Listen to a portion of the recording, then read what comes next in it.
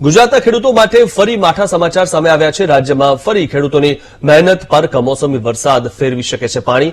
રાજ્યમાં ફરી કમોસમી વરસાદની હવામાન નિષ્ણાત અંબાલાલ પટેલે આગાહી કરી છે।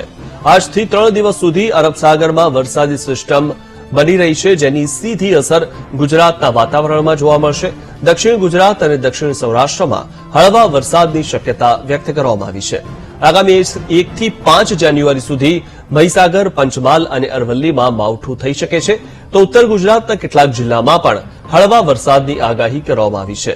કચ્છ, બનાસકાંઠા અને સાબરકાંઠામાં પણ મધ્યમ વરસાદની આગાહી કરવામાં આવી છે।